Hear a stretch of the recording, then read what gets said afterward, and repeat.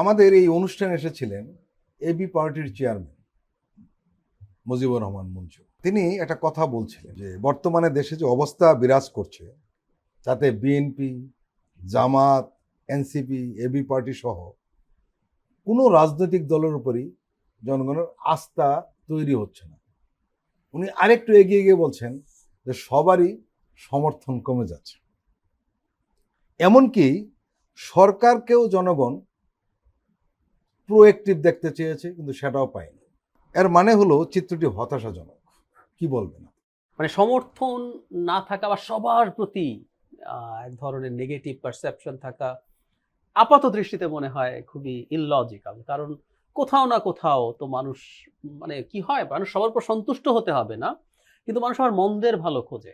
আমি এই জন্য মনে করি সবার প্রতি অসন্তোষ বা সমর্থন নেই তা হতে পারে, অসন্তোষ থাকতে পারে এবং পৃথিবীতে শ্রেষ্ঠতম রাজনৈতিক দলটার বিরুদ্ধেও সমালোচনা থাকবে, কিন্তু যেটা হয় মানুষ এর মধ্যে একটা চুজ করে। এবং গণতন্ত্র মানেই হচ্ছে আপনি এমন একটা জিনিস চুজ করবেন যেটা পারফেক্ট না, কিন্তু আপনি মনে করছেন এটা অন্যগুলোর তুলনায় একটা বেটার অপশন। আমি ধারণা করি জনগণের বেটার অপশন আছে। বিষয়টা আসলে দাঁড়িয়েছে যেটা, সেটি হলো যে আস্থার জায়গাটা নষ্ট হচ্ছে। এখন আমি জনগণকে রাদার একটা অন্য কথা বলতে চাই, মানে কারো উপরে মানে আপনি মানে একটা আস্থা নষ্ট কখন হয়? আপনি কার উপরে আস্থা রাখছেন, কতটুকু আস্থা রাখছেন, কি কি বিষয়ে আস্থা রাখছেন। যেমন ধরুন, আপনি যদি মনে করেন শেখ হাসিনার পতনের পর থেকে আগামীকাল সকাল থেকে বাংলাদেশ একটা দুর্দান্ত গণতান্ত্রিক দেশ হয়ে যাবে ইউরোপ আমেরিকার মতো, আপনি যদি মনে করেন একটা নতুন দল তৈরি হয়েছে, সেই দল শতভাগ ক্ষেত্রে অসাধারণ সহি রাজনীতি করবে, তার প্রতিটি পয়সার হিসাব আপনি জানবেন, আপনি যদি এটা এক্সপেক্ট করে থাকেন, এগুলো ভুল এক্সপেকটেশন। সুতরাং আস্থা যদি ভাঙে, এটার জন্য যিনি আস্থা করছেন তারও ভুল থাকতে পারে। আমাদের এই ত্রুটি, এই ভুল, এই সমস্যার মধ্য দিয়েই এগিয়ে ধাপে ধাপে আমরা আগাবো। সুতরাং খুব বেশি আস্থা হারিয়ে ফেলা উচিত, কারণ এর মধ্যে একটা ঝুঁকি আমি দেখি। কারণ বিশেষ করে রাজনৈতিক দল, রাজনীতি এবং গণতান্ত্রিক ব্যবস্থার প্রতি আস্থা হারিয়ে ফেলা যদি তৈরি হয়, কেউ কেউ চেষ্টা করছেন সচেতনভাবে সেটা দেখানোর, তাতে একটা অগণতান্ত্রিক, অরাজনৈতিক শক্তি বাংলাদেশে আরো দীর্ঘ সময় থেকে যাক, এটা এই সরকারের ফর্মে বা অন্য কোনো ফর্মে এই ধরনের একটা কনসেন্ট ম্যানুফ্যাকচারের চেষ্টা হচ্ছে, এটা ভুল। সো আস্থার যে কমার কথা বলছে, এটার ক্ষেত্রে হচ্ছে, অনেকের ক্ষেত্রেই হচ্ছে, কিন্তু এটা মূলত তাদের ভুল আমি মনে করি। তারা এক্সপেক্ট করেছিল না অনেক বেশি। বিএনপির মহাসচিব মির্জা ফখরুল ইসলাম আলমগীরও কিন্তু কদিন আগে একটা কথা বলেছেন যে দেশে একটা অস্বস্তিকর, অস্বাভাবিক পরিবেশ বিরাজ করছে। এবং আপনি জানেন তারেক রহমান সাহেব একটি কথা বলেছেন, সেটি হলো যে এখন অবস্থা এমন দাঁড়িয়েছে, কোনো কোনো মহল এমন পরিবেশ তৈরি করছে যে নির্বাচন চাওয়াটাই যেন অপরাধ।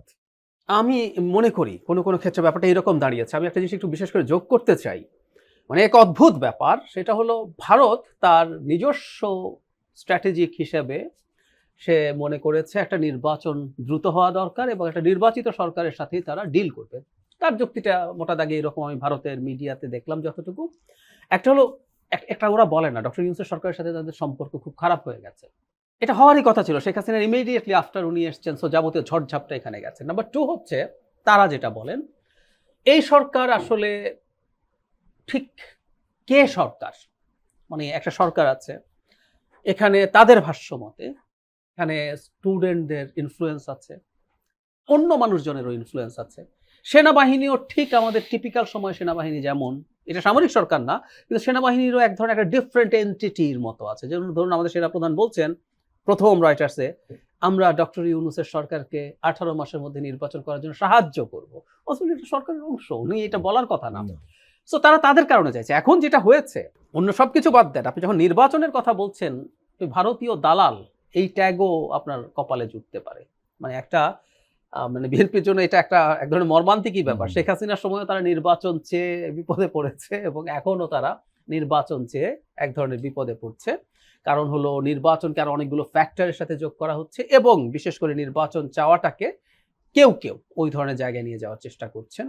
এটা আমি মনে করি যারা নির্বাচনটাকে পিছিয়ে দেয়, এবং ঘোষণা আছে এই সরকার 5 বছর থাকতে হবে, এটা খুবই গুরুত্বপূর্ণ ইনফ্লুয়েন্সার বলছেন। তো সবকিছু যদি আমরা একত্র করি, তখন একটা পরিস্থিতি তৈরি করার চেষ্টা তো আসলে হচ্ছে। সুতরাং এটা উনি ভুল বলেননি।